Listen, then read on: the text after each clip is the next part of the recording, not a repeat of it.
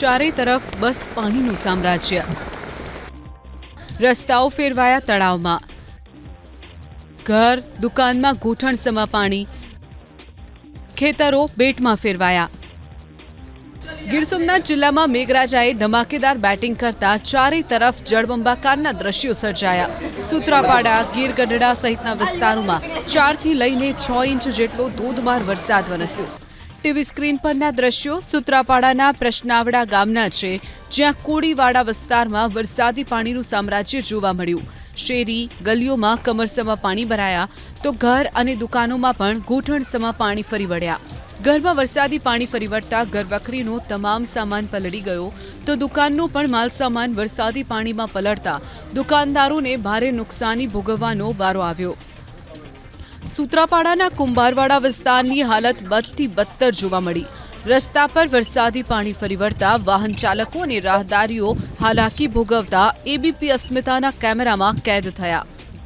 TV screen પરના આ દ્રશ્યો સૂત્રાપાડાના વાવડી અને મોરાસાને જોડતા મુખ્ય માર્ગના છે।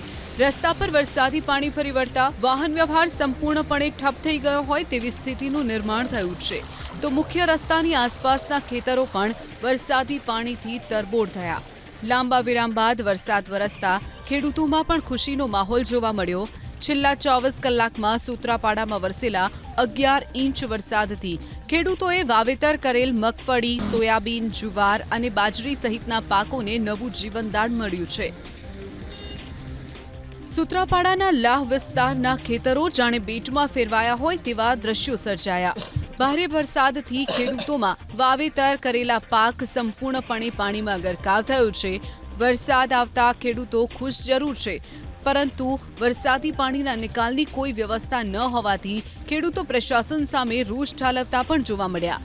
ખેડૂતોનો આરોપ છે કે થોડા વરસાદમાં ખેતરોમાં વરસાદી પાણી ફરી વળે છે। પ્રશાસનને અનેક વખત રજૂઆત કરી છતાં હજુ સુધી વરસાદી પાણીના નિકાલની કોઈ વ્યવસ્થા કરવામાં આવી નથી। ધોધમાર વરસાદને પગલે પ્રાંચી તીર્થમાંથી પસાર થતી સરસ્વતી નદીમાં પણ ઘોડાપૂરની સ્થિતિ સર્જાઈ। પ્રાંચી તીર્થમાં બિરાજમાન માધવરાયજી મંદિર સંપૂર્ણપણે પાણીમાં ગરકાવ થયું। સરસ્વતી નદીમાં નવા નીરની આવક થતાં ભૂદેવોએ મંત્રોચ્ચાર સાથે પૂજા વિધિ કરી શ્રીફળ અર્પણ કરીને નવા નીરના વધામણા કર્યા। સાર્વત્રિક વરસાદથી તાલાલા ગીરમાંથી પસાર થતી હિરણ નદીમાં પણ ઘોડાપૂરની સ્થિતિ સર્જાઈ।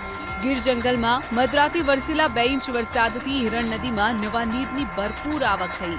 નદીમાં નવા નીર આવતા ખેડૂતોમાં પણ ખુશી જોવા મળી। તો આ તરફ ગીર સોમનાથ જિલ્લાનો સૌથી મોટો હિરણ બે ડેમ સંપૂર્ણ ભરાયો। ગીરમાં વરસેલા ધોધમાર વરસાદથી હિરણ બે ડેમનો એક દરવાજો ખોલીને નદીમાં પાણી છોડવામાં આવ્યું। ડેમમાંથી પાણી છોડાતા ઉમરેઠી, માલજીંજવા, ભેરાળા, અંદ્રોઈ, નવાદરા, સવની સહિતના કાંઠા વિસ્તારોના ગામોને એલર્ટ કરવામાં આવ્યા। ગીર સોમનાથના દરિયામાં પણ ઉછળ્યા ઊંચા મોજા। દરિયામાં 8 થી 10 ફૂટ સુધીના ઊંચા મોજા ઉછળ્યા। દરિયામાં ભારે કરંટને જોતા સ્થાનિક પ્રશાસને માછીમારોને દરિયો ન ખેડવાની સૂચના આપીને કિનારે જ સુરક્ષિત રહેવાની સૂચના આપવામાં આવી।